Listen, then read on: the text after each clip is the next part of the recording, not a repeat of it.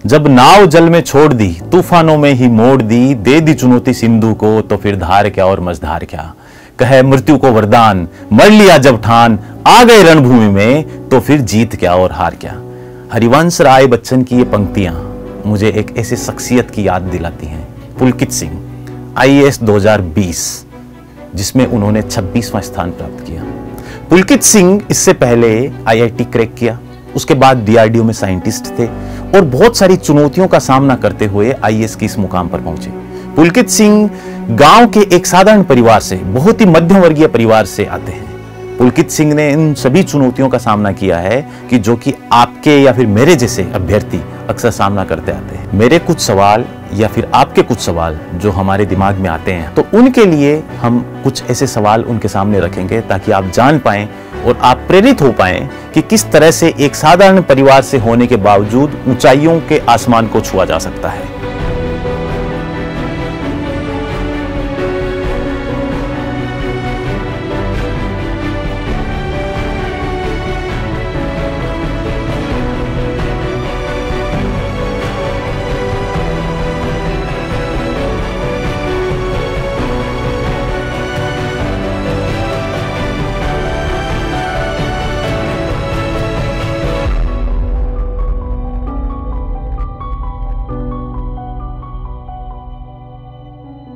पुलकित जी, लक्ष्य RS के इस प्लेटफॉर्म पर आपका स्वागत है। आज हम आपके साथ इसलिए हैं क्योंकि जो एस्पिरेंट्स की जो नई जनरेशन है वो मोटिवेट हो सके और कुछ ऐसे सवालों के जवाब जान सके जो उन्हें जानने चाहिए। तो मेरा पहला सवाल आपसे ये है कि आजकल जो गांव के जो एस्पिरेंट्स हैं, एग्जाम्स में बहुत अच्छा परफॉर्म कर रहे हैं, बहुत अच्छी रैंक्स ला रहे हैं, आपकी भी कहानी कुछ ऐसी सी है। गाँव के एक साधारण परिवार से होने के बावजूद IAS बनने तक का सफ़र आपका बहुत शानदार रहा। तो इस जर्नी के दौरान आपको क्या लगता है कि बहुत आसान जर्नी थी या फिर बहुत ही ज्यादा चुनौतीपूर्ण जर्नी थी? पहले तो धन्यवाद विजय जी, आपने मेरे को इस मंच पे बुलाया और मुझे एक अपॉर्चुनिटी दी कि मैं अपने जीवन या फिर अपने विचारों को आपके साथ और आपके जो दर्शक हैं उनके साथ मैं शेयर कर पाऊँ। अब मैं जहाँ तक बात करता हूँ, मतलब ये कहना तो काफ़ी मुश्किल होगा कि मतलब चुनौतीपूर्ण था, साधारण था। मैं ब्रीफली आपको थोड़ा बता देता हूँ मैं अपने बैकग्राउंड के बारे में। जैसे आपने सही कहा कि मैं एक ग्रामीण परिवेश से ही पला बड़ा हूँ, लेकिन कहीं ना कहीं कुछ चीज़ें, एक बेनिफिट ये था कि मेरे पिताजी फौज में थे, तो एक समय के बाद हम लोग पिताजी के साथ भी गए थे। तो मेरी एक स्कूलिंग जो हम कहते हैं, स्कूलिंग काफ़ी हद तक अपने देश के कई शहरों से हुई थी।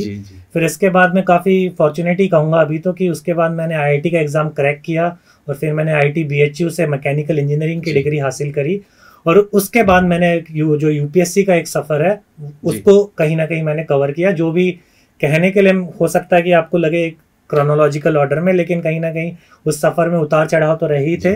तो ये कहना तो साधारण तो मैं नहीं कहूँगा, और मैं कहूँगा कि इस पूरे वाक्य में कहीं ना कहीं मैं फॉर्चुनेट भी था, कहीं ना कहीं मैं खुशकिस्मत भी था कि मुझे समय समय पर ऐसी चीज़ें मिलती गई, या फिर मैं ऐसे लोगों के साथ आता गया जो मुझे मोटिवेट करते रहे, या फिर मुझे कुछ लोगों का ऐसे गाइडेंस मिलता रहा जो मुझे आगे अग्रसर होने के लिए मोटिवेट करते रहे। तो चुनौतियां जरूर थी, लेकिन उन चुनौतियों को पार करने के लिए कहीं ना कहीं एक कोशिश से ज़्यादा एक साजिश भी थी जो कहीं ना कहीं मुझे भगवान ने दी होगी, और मैं आगे बढ़ता गया। जी बिल्कुल, मैं ये कहूँगा कि आपकी मेहनत थी और आपका जो लगन थी उसका परिणाम था, और आपने बहुत अच्छा परफॉर्म किया। मुझे याद है बहुत ही अच्छी रैंक आप जब लेकर आए, तो पूरी एक लिस्ट में जब ऐसी रैंक देखना, किसी टॉप 100 यानी डबल डिजिट में रैंक देखना, वाकई में बहुत ज़्यादा सौभाग्यशाली होता है। खैर, इसके बाद मेरा दूसरा सवाल आपके बारे में ये है, ये आपको थोड़ा हो सकता है कि थोड़ा पर्सनल उस पर मैं जानना चाहूँगा कि UPSC के गलियारों से एक उड़ती उड़ती बात सुनी हमने हमारे यारों से कि आप जिद बहुत करते हो। तो ये जो जिद वाला जो वाकया है ये क्या है, जरा बताएंगे हमारे दर्शकों को? जी, जिद वाला वाकया कहीं ना कहीं, जैसे अगर मैं कहूँ कि अगर हम ग्रामीण परिवेश से आते हैं तो कहीं ना कहीं सबके अंदर एक कह सकते हैं, एक आप कह सकते हैं कीड़ा, अगर मैं इस शब्द का यूज करूँ, कहीं ना कहीं एक वो रहता है कि मुझे कभी ना कभी एक UPSC का एग्जाम देना है। लेकिन मैं समझता हूँ कहीं ना कहीं समय के साथ, जब मैं थोड़ा कह सकते ग्रेजुएशन कर रहा था, या ग्रेजुएशन के बाद कहीं ना कहीं वो ख़त्म सा हो गया था, या फिर मैं अपने जीवन में काफ़ी संतुष्ट था। लेकिन ये दोबारा जिद वाली बात तब आई थी जब मैं अपने गांव गया था एक बार, अपने जब मैं जॉब कर रहा था उसके बाद। तो वहाँ पे किसी ने बोला कि इन्होंने आईआईटी किया है, इन्होंने मतलब अब उस टाइम पे भी मैं ग्रुप एक सर्विस में ही था, मैं डीआरडीओ में साइंटिस्ट के पद पे कार्यरत था। लेकिन वहाँ किसी ने मेंशन किया ये तो मतलब है, ये साधारण सी ही बात है, लेकिन ये मतलब अपनी अगर आम बोल चाल में कहें तो कुछ भी हो, लेकिन ये डीसी तो नहीं है। हाँ जी। वो बात कहीं ना कहीं मुझे लगता है कि उससे कहीं ना कहीं एक जिद आई होगी मेरे अंदर। और दूसरा, मैंने अपने कार्य में भी देखा कि कहीं ना कहीं भले ही मेरा एक साइंटिस्ट की जॉब थी, लेकिन उसके अंदर भी जो ये सेवा है, जब हम एडमिनिस्ट्रेटिव सर्विसेज की बात करते हैं तो उसका इन्फ्लुएंस वहाँ पे भी दिखता है। आम लोगों के जीवन में तो दिखता ही है, लेकिन हमें जो पॉलिसी मेकिंग की जो चीज़ें होती हैं वहाँ पे भी हमें दिखता है।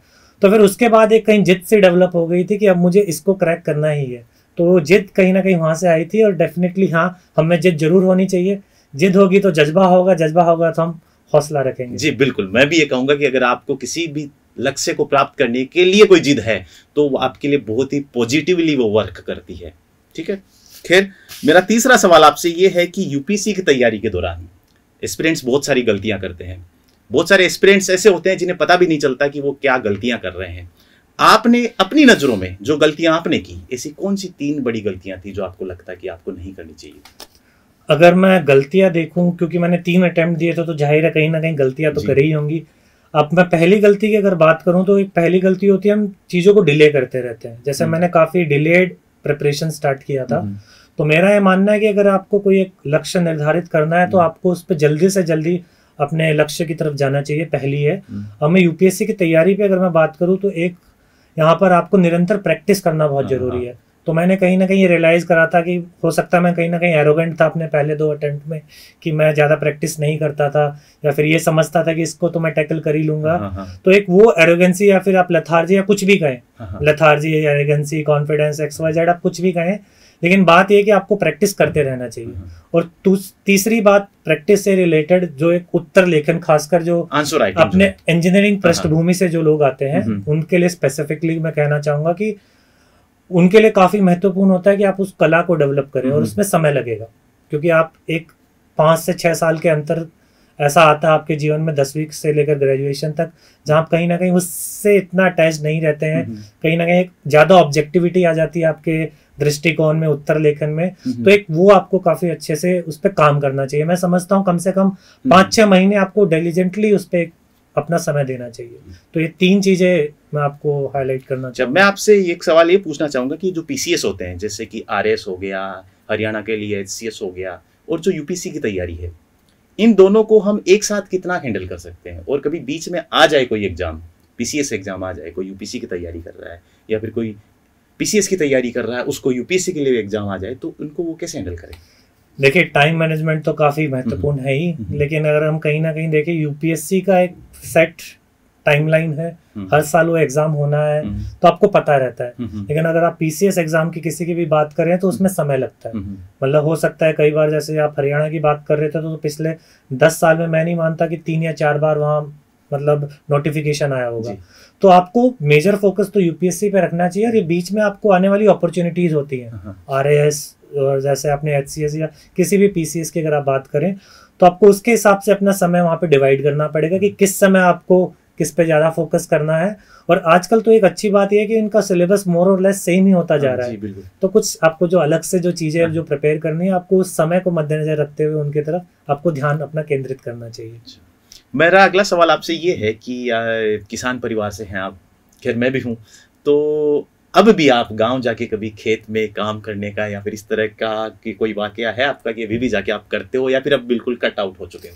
देखो, इच्छा तो रहती है कहीं ना कहीं हमारे अंदर, वो चीज़ हम अपने ट्रेडिशन को आगे ले जाना चाहते हैं। लेकिन अगर मैं आपको रियलिस्टिक टर्म्स में बताऊं तो it is more kind of a hobby जो अभी करते हैं हम लोग। हाँ, मैं डेफिनेटली करता हूँ। इनफैक्ट अभी मैं जहाँ कार्यरत हूँ वहाँ पर भी मैंने एक छोटा सा बगीचा उगाया है, लेकिन वो उससे कंपेरेबल नहीं है जो एक हम किसान से कंपेयर करेंगे। हाँ, लेकिन कहीं ना कहीं अंदर वो आप कह सकते हैं ट्रेडिशन कह सकते हैं, ललक कह सकते हैं, वो जरूर है। अब मतलब वो काफ़ी हार्ड वर्क वाला काम होता है, तो उसके कारण मुझे लगता है कि मैं इस टाइम पे कर भी नहीं पा रहा हूँ। लेकिन डेफिनेटली मेरा कहीं ना कहीं उससे जुड़ाव तो अभी भी रहता है। जी बिल्कुल। खैर, अगला सवाल मेरा आपसे ये है कि आजकल कंपटीशन में जो एस्पिरेंट्स हैं वो सोशल मीडिया से बहुत ज़्यादा कनेक्टेड रहते हैं, चाहे इंस्टा हो, चाहे यूट्यूब हो, फेसबुक हो, इस तरह की चीज़ें।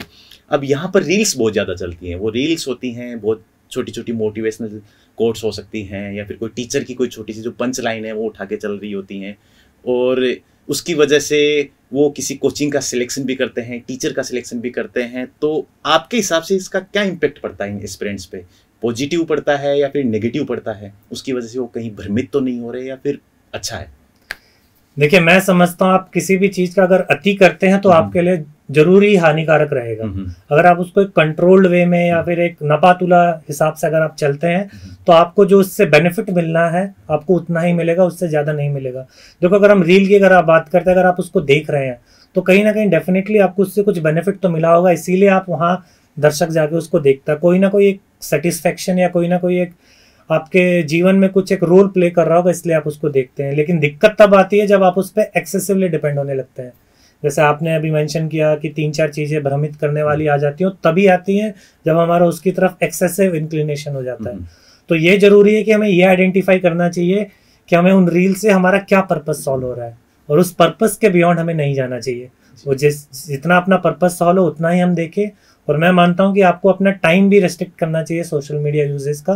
मैं बुरा नहीं मानता किसी के लिए कि अगर वो यूज करते हैं, हाँ डेफिनेटली आपको ये देखना पड़ेगा कि आप एक एडिक्शन की तरफ ना जाएं उससे। अगर आप जब तक एडिक्टेड नहीं होते हैं तो आपके लिए डेफिनेटली हेल्पफुल रहेगा। जी बिल्कुल। और आजकल एक चीज़ और देखने को मिल रही है कि एस्पिरेंट्स के सामने बहुत सारी कोचिंग इंस्टीट्यूट हैं, चाहे वो डिजिटली प्रेजेंट हों या फिर ऑफलाइन फॉर्म में प्रेजेंट हों। इतना ज़्यादा, बहुत ज़्यादा जाल बन गया है।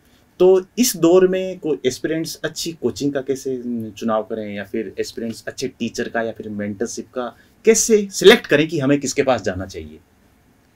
देखिए, इसमें बहुत महत्वपूर्ण जरूरी है कि अगर आप वो जो एकलव्य, अर्जुन और जो द्रोण का वाक्य, आप उसको कहीं ना कहीं सारे चीज में जो मैं बातें कहूंगा अपने मद्देनजर रखिए। देखिए, अगर आप किसी के पास गाइडेंस के लिए जाते हैं, अगर उनका कोई एक पर्पस सॉल्व हो रहा है आपकी सफलता में या आपको सफल देखकर, तो आपको डेफिनेटली उनके साथ काम करना चाहिए। यहाँ पे जरूरी चीज ये है कि आप जो पर्पस उनका आप आइडेंटिफाई करते हैं वो मॉनेटरी पर्पस के बियॉन्ड होना चाहिए। आप ये देखिए कि उनका सिर्फ मॉनेटरी बेनिफिट ही हो रहा है इससे, क्योंकि डेफिनेटली अगर आप किसी की सर्विस आप अवेल करते हैं आज के डेट में तो आपको एक इकोनॉमिक कॉस्ट तो उस पर लगेगा। लेकिन आप ये आइडेंटिफाई करिए कि जो आपका रिश्ता है उनके साथ या फिर जो आपका जो एक रिलेशनशिप है वो उसके बियॉन्ड जा रहा है कि नहीं। अगर उसके बियॉन्ड जाता है तो डेफिनेटली आपको काफ़ी हेल्पफुल रहेगा। तो अगर आपको ये चीज़ आइडेंटिफाई कर पाते हैं, जितना जल्दी कर पाते हैं उतना अच्छा रहेगा। खैर, मेरा आपसे लास्ट सवाल ये है कि जो हमारे व्यूअर्स हैं, जो एस्पिरेंट्स हैं आने वाली जनरेशन की, उसके लिए आप ऐसी कौन सी 3 बड़ी बातें बताना चाहोगे जो उनके करियर में बहुत बड़ा माइलस्टोन का रोल प्ले कर सकती है? अब मैं 3 बातें, अगर मैं जितना भी मैंने अपना जीवन एक्सपीरियंस करा उससे मैं 3 बातें शेयर करना चाहूँगा। एक तो ये कि अगर आप कोई भी कार्य करना चाहें या फिर आप एक कोई भी एम्बिशन बनाएं तो उसमें आप वो वाई को आइडेंटिफाई करें कि आप उसको क्यों करना चाहते हैं। वो बहुत जरूरी होता है, मतलब जिस तरीके से आप आगे बढ़ते हैं।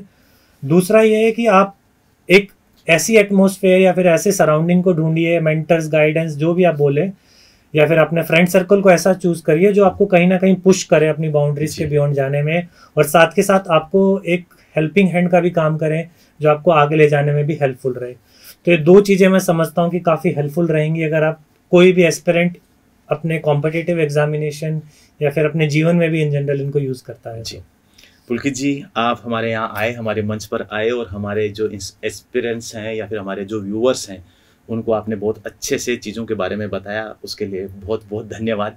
हम उम्मीद करते हैं कि आप अपने जीवन में इसी तरह से ऊंचाइयों को छूते रहें। आपका हम एक बार फिर से तहे दिल से शुक्रिया अदा करते हैं। धन्यवाद विजय जी। जी।